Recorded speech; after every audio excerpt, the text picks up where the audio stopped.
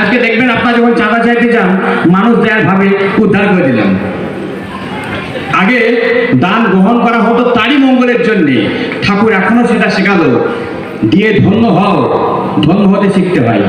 কিন্তু যারা দান করছে উৎসবে, মনে করছে উৎসবটা পার করে দিচ্ছি আমি 1000 টাকা দান করে, 100 টাকা দান করে। দেওয়ার তো অনুভব নাই। যা 2-4 জন সমাজে আছে তারা ভাবছে দিয়ে উদ্ধার করে দিচ্ছে। পুরুষোত্তমের যজ্ঞে যদি কারো কোনো পরিবারের কোনো অর্থ বা অর্ঘ কাজে লাগে,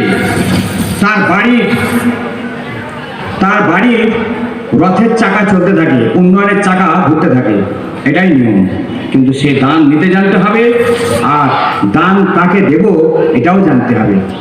অযোগ্য অপাত্রে দান দাতা গ্রহিতা বৈম্লান। ধাপ্পাবাজ আর চিটিংবাজের রাজত্ব যদি হয়, তারা যদি দান করে, তাদের যেমন যজমানদের ক্ষয় হয়, তাদের ক্ষয় হয়। আর অযোগ্য অপাত্র যদি দান গ্রহণ করে, তাদের ক্ষয়, যা করে তাদের ক্ষয়। দানটা নিয়ে কি করব এটা জানার শোনার দরকার আছে।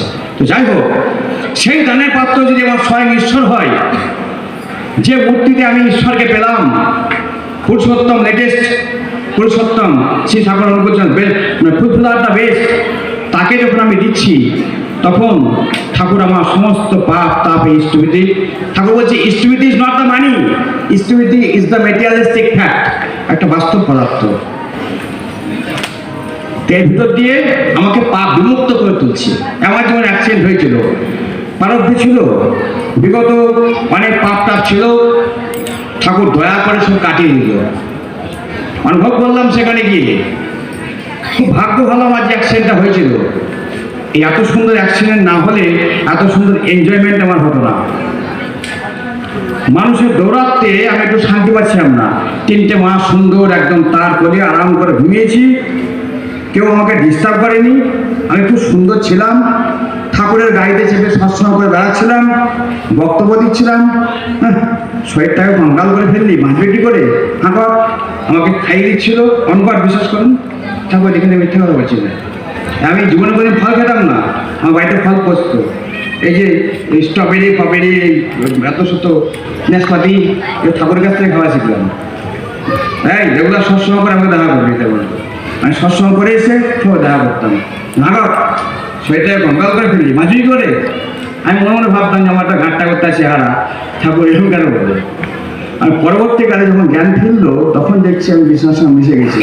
তখন মনে হচ্ছে ঠাকুর তো ঠিকই বলছিল, আমার শরীরের অবস্থা এরকম, অথচ পেট মোটা শরীর আমার, এত সুন্দর হাত গোলগাল চেহারা হচ্ছে, কঙ্কাল হয়ে গেছিস। যাই হোক, অনেক ইতিহাস। তো অ্যাক্সিডেন্টটা হয়েছিল, এটা আমার সৌভাগ্য।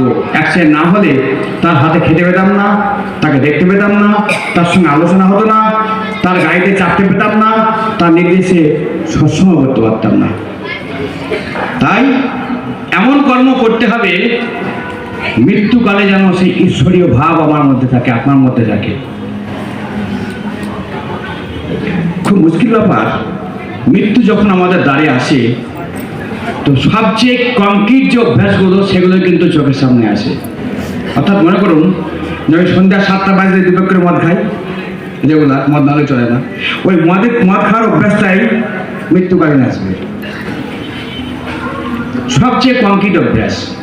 তাই ঠাকুর বললেন যে ইষ্টবিধি করার ভিতর দিয়ে আমাদের যদি অভ্যাসটাকে আমরা কংক্রিট করতে পারি, যে আমার প্রিয় পরম যে, আমার প্রিয় যা, তাই যদি সেও হয়, তাই যদি শ্রেষ্ঠ হয়, তাকে যে আমরা দেওয়া অভ্যাস করতে পারি, এইটাই জীবনের যদি কংক্রিট অভ্যাস হয়, তাহলে কিন্তু আমার যেমন কর্মফল তিনি গ্রহণ করে আমাকে বিমুক্ত করে তুলবেন। একই রকমভাবে একই বিজ্ঞান দিয়ে তার অন্তর্নিহিত সম্পদ যা, তা আমার মধ্যে ইম্পার্ট হতে থাকবে, উদ্ভাসিত হয়ে থাকবে। আমার সেলগুলো ইভোলাইজড হবে। কেন? পুরুষোত্তম চির নির্ভুল, তার সমস্ত নট মানে গ্রন্থি, KNOT, নটগুলো ইভোলাইজড, আনইভোলাইজড না, সব। তাই তাকে একমাত্র ধ্যান করলে আমি আমার সমস্ত আনসলভড নট যেগুলো আছে, সেগুলো আস্তে আস্তে সলভেশনের পথে যাবে। এ হচ্ছে মূল কথা। যাক, অনেক বক্তা আছে, আর বেশি বলবো না। তাই প্রত্যেককে বলবো, ইষ্টবিধি সঠিক নিয়মে সূর্য ওঠার আগেই করতে হবে, কমপ্লিট করতে হবে। না করতে পারলে যতটা করতে পারছি না আমরা, ততটা আমাদের জীবনে ঘাটতি। আর এই অকাল মৃত্যু যখন হবে, অ্যাক্সিডেন্ট যখন হবে, তখন ঠাকুরকে আমরা কাঠগড়ায় দাঁড় করাবো। এই কাঠগড়াতে ঠাকুরকে দাঁড় করানোটা ঠাকুরও পছন্দ করে না। তিনি সতস্রতা, দয়াল, তার প্রতি আস্থা রেখে আমাদের কাজগুলো করতে। সবাই ভালো থাকবেন। জয় গুরু।